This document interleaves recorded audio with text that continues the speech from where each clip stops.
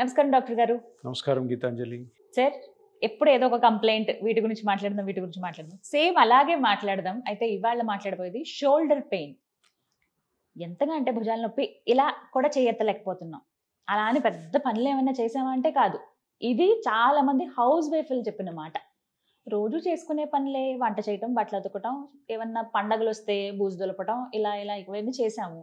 ఏం జరిగిందో తెలియదు. అవన్నీ ఆ రోజు చేసినంత వరకు 2-3 రోజుల వరకు బాగానే ఉంది. 4వ రోజు నుంచి నొప్పి స్టార్ట్ అయింది. ఇదేమైనా సివియర్ అవుతుందా? ఎందుకు ఇంతలా వచ్చింది? ఈ చిన్న పనికి ఎంత నొప్పి వచ్చేస్తుందా? ఏం చేయాలి? ఇవి చాలా మంది క్వశ్చన్స్. షోల్డరు జనరల్గా షోల్డర్ జాయింట్ని చూసినట్టయితే అన్ని బాడీలో ఉన్న జాయింట్స్ అన్నిట్లోకి ఎక్కువ మొబిలిటీ ఉన్న జాయింట్. చూడండి, ఇదంతా తిప్పొచ్చు. ఇప్పుడు ఈ జాయింట్ ఉంది చూడండి, ఇంతే. ఈ జాయింట్ లో ఇంత మూమెంట్ కంటే ఎక్కువ లేదు, కొంచెం సైడ్కి వెళ్తుంది. ఇది చూడు, ఇలా ఇలా ఇలా, ఈ పక్కకి, వెనక్కి, పైకి, ఎంత జాయింట్ ఫ్రీ మూమెంట్. ఎందుకు? చేతులతోనే కదా మనం అన్ని పనులు చేసేది. అందుకని దేవుడు దీనికి ఆల్మోస్ట్ లైక్ 180 degrees రొటేషన్ ఇచ్చాడు.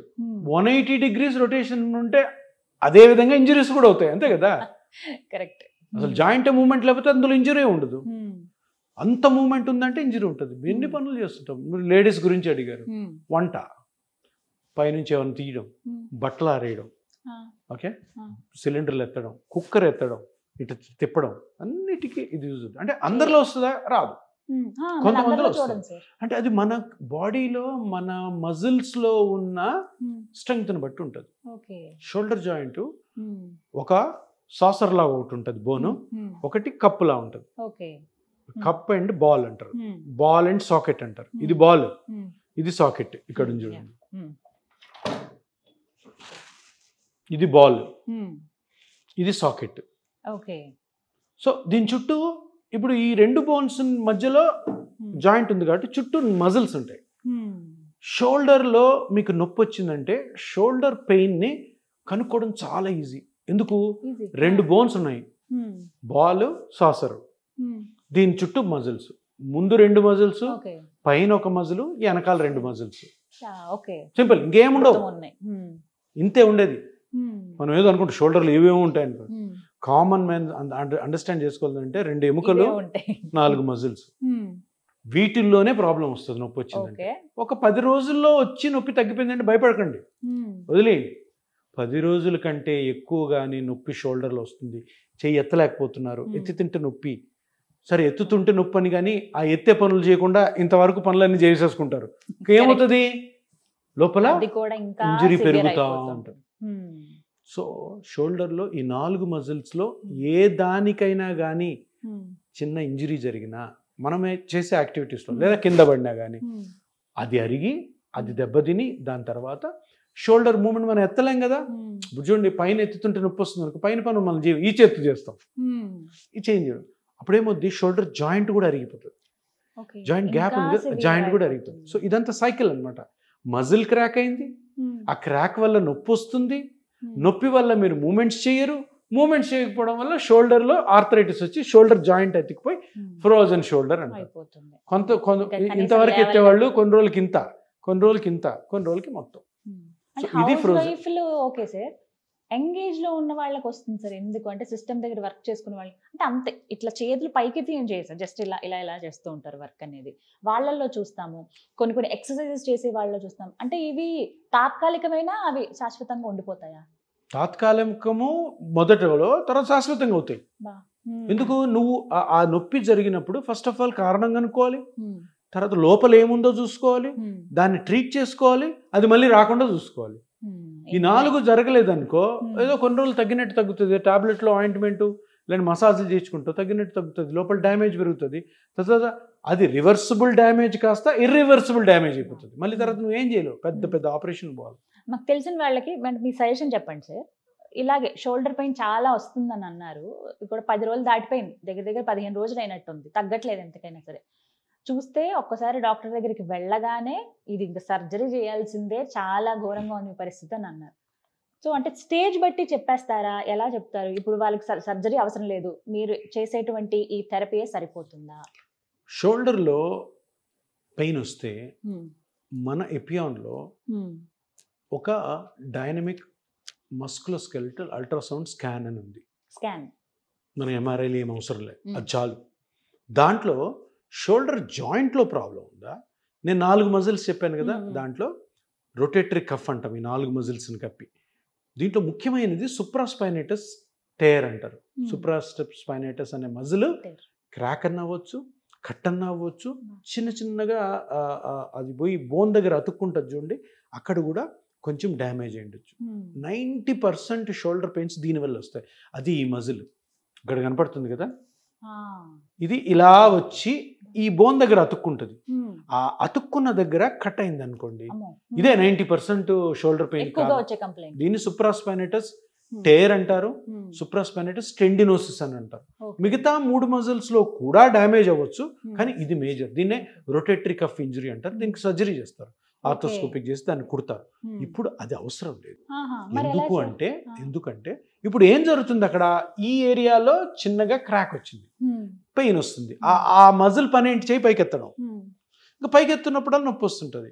సో ఆ కట్ అయిన మజిల్ని మీ బ్లడ్లోని, ప్లాస్మాలోని ప్లేట్లెట్స్ మీద గ్రోత్ ఫ్యాక్టర్స్ అని ఉంటాయి, అవి తీసుకొచ్చి ఆ కట్ అయిన దగ్గర కరెక్ట్ అదే ప్లేస్లో కానీ చిన్న ఇంజెక్షన్తో వదిలితే కంప్లీట్గా హీల్ అవుతుంది.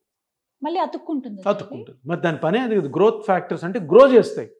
ఆ మజిల్ ఫైబర్స్ ఏవైతే కట్ అయినా వాటిని గ్రో చేస్తాయి. ఇది ఎప్పుడో 30-40 years నుంచి ఉంది. దాన్ని నేను తీసుకొచ్చి 2017 స్టార్ట్ చేశాను. 8 yearsగా ఇది జరుగుతుంది. సో సర్జరీ లేదు, సర్జరీ లేకుండా వేరే treatments are pain killers, physiotherapy ఏమీ అవసరం లేదు. చిన్న ఇంజెక్షన్ తోటి దాన్ని కంప్లీట్గా హీల్ చేయొచ్చు. మళ్ళీ ఇంకా నొప్పి రాదా సార్? మళ్ళీ రాకుండా జాగ్రత్తలు తీసుకోవాలి. ఎప్పుడైనా చిరిగిపోయిన చొక్కానే ట్రీట్మెంట్ అయిన పార్ట్, అది ఎప్పుడన్నా కానీ జాగ్రత్తగానే ఉండాలి. ఏదైనా చూసుకోండి, ఏముండవు షోల్డర్కి. ఇప్పుడు ఫుడ్ రెస్ట్రిక్షన్స్ ఏం లేవు. ఫుడ్ రెస్ట్రిక్షన్స్ అన్ని మీరు చూడండి, గమనించండి. ఇది ఒక పెద్ద రాంగ్. ఫుడ్ అని మంచిగా నేను చాలాసార్లు చెప్పాను, మీ అమ్మా నాన్న చిన్నప్పటి నుంచి మీకు ఏ ఫుడ్ పెట్టారో అదే తినండి, ఇంకేం లేదు.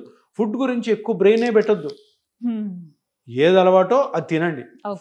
ఫుడ్ వల్ల ఏదో సూపర్ హెల్త్ వస్తుంది, ఫుడ్ వల్ల నాకు ఏ జబ్బులు రావు, అట్లా ఏం లేవు. వచ్చే జబ్బుని ఎవ్వడు ఆపలేడు, వచ్చిన తర్వాత దాన్ని తగ్గించుకోవాల్సిందంటే. సార్ మీరు సర్జరీ వద్దు, ఇంజెక్షన్ చాలా అంటున్నారు, ఇక్కడ వరకు ఓకే. మాకు ఇంజెక్షన్ కూడా లేకుండా తగ్గేటువంటి ఉపాయాలు ఏమైనా ఉన్నాయి అంటే? ఇంజెక్షన్ లేకుండా షోల్డర్ వరకు తీసుకుంటే మైన్యూట్ టేర్స్ ఉన్నాయనుకో, చిన్న చిన్న కట్స్, అవి మనం ఎక్సర్సైజ్ తో ట్రై చేయొచ్చు. ఓకే.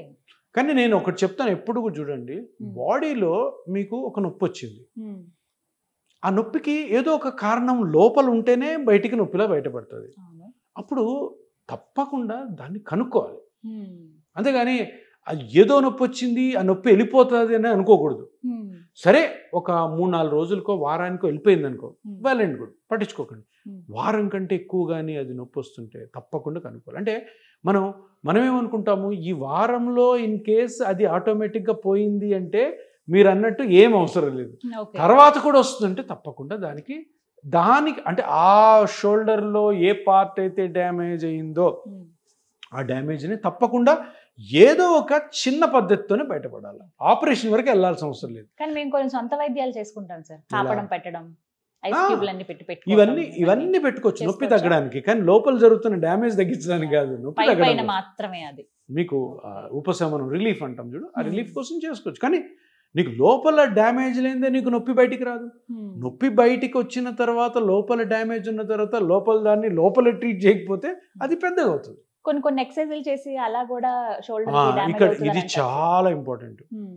ఇప్పుడు ఏమవుతుంది, చిన్న నొప్పి స్టార్ట్ అవుతుంది, చిన్న టేర్ ఉంటుంది, ఎక్సర్సైజ్ చేయంటారు. ఆ లోపల కనుక్కోకుండా మీరు ఎప్పుడైతే ఎక్సర్సైజ్ స్టార్ట్ చేస్తారో, ఇప్పుడు మీ చుడిదారు లైట్గా చిరిగింది, దాన్ని పట్టుకు లాగామనుకో మొత్తం పోతుంది పెద్దగా. సో ఇల్లాజికల్ అది. మీకు లోపల డ్యామేజ్ అవుతుంది, షోల్డర్లో డ్యామేజ్ అయిందంటే షోల్డర్ జాయింట్లో ఆర్థరైటిస్ అన్నా ఉండాలా, ఈ 4 మజిల్స్లో ఏదన్నా టేర్ ఉండాలా. టేర్ని పట్టుకొని ఇంకా లాగామనుకో సివియర్ అవుతుంది కదా. Not at all, it's not good. అంటే అది ట్రీట్ చేసుకుని తర్వాత స్ట్రెంగ్తనింగ్ చేసుకోవాలి, ఎక్సర్సైజ్ చేసుకోవాలి. అంతేగాని మనకి ఏం తెలియకుండా నాకు షోల్డర్ పెయిన్ వచ్చింది, షోల్డర్ ఎక్సర్సైజ్ చేయని మీరు వెళ్ళినా, ఆ డాక్టర్ గారు ఎక్సర్సైజ్ మీకు చేయించినా మీకే నష్టం. ఓకే తెలుసుకోవాలి, కొంచెం జాగ్రత్తగా ఉండాలి ఈ తెలుసుకోవాలి, విషయంలో. తెలుసుకొని జాగ్రత్త పడాలి. అంతే. ఈ ప్లాస్మా థెరపీ వచ్చిన తర్వాత రెవల్యూషన్ ఎట్లా వచ్చిందంటే, ఫస్ట్ ఆఫ్ ఆల్ ప్రతి మనిషి అర్థం చేసుకోవాల్సిందంటే, రే నాకు ఎందుకు నొప్పి వస్తుంది కనుక్కోవాలి. నేను ముందు ఒక ఎంఆర్ఐ చేసా, ఎక్స్రే తీసా, లేదంటే స్కానింగ్ చేశాను. ఇది ఈ సమాజంలో ఎప్పుడైతే ఇంత అవేర్నెస్ వస్తుందో ట్రీట్మెంట్ సింపుల్ అయిపోతుంది. మీరు ఎవరిని నమ్మాల్సిన అవసరం లేదు, మీది మీరే నమ్ముకోండి, డాక్టర్తో మాట్లాడుకోండి. డాక్టర్ చెప్పింది కరెక్ట్ అయినప్పుడు, సార్ అంత పెద్ద ఆపరేషన్ ఎందుకు సార్, చిన్న ఇంజెక్షన్తో చేసుకోవచ్చు కదా అని అడిగినప్పుడు మీకు మంచి రిజల్ట్ అనేది సలహా దొరుకుతుంది, రిజల్ట్ సో వస్తుంది. ఎపియాన్ లో షోల్డర్ కి సంబంధించి రకరకాల ట్రీట్మెంట్స్ అందుబాటులో ఉన్నాయి. First scanning Without operation. Scanning తో స్టార్ట్ చేస్తే ఆపరేషన్ తో పని లేకుండా జస్ట్ ఒక ఇంజెక్షన్ తోనే ట్రీట్మెంట్ అనేది ఉంటుంది. Thank you so much sir. నమస్కారం. సో విన్నారు కదా, షోల్డర్ పెయిన్ తో బాధపడుతున్న వాళ్ళకి ఎపియాన్ పెయిన్ మేనేజ్మెంట్ సెంటర్ లో ది బెస్ట్ ట్రీట్మెంట్ అందుబాటులో ఉందండి. వెల్ ఎక్స్పీరియన్స్ డాక్టర్స్ ఉన్నారు, అలాగే పెద్ద పెద్ద ఎక్విప్మెంట్ అంటే అప్డేటెడ్ ఎక్విప్మెంట్ ఇక్కడ అందుబాటులో ఉన్నాయి. సో ఎవరికైతే అవసరం అనుకుంటున్నారో మీరు ఒక్కసారి రండి, డాక్టర్ గారు అపాయింట్మెంట్ తీసుకోండి. ముందుగా నెంబర్ కూడా నేను ప్రొవైడ్ చేస్తాను, కాల్ చేసి మీరు వస్తే కనుక సో డాక్టర్ గారితో మాట్లాడితే ప్రాబ్లం ఏంటనేది ఫస్ట్ తెలుస్తుంది, దాని ద్వారా సొల్యూషన్ కూడా మీకు అందుతుంది. ఇది వాళ్ళ వీడియో. నమస్తే.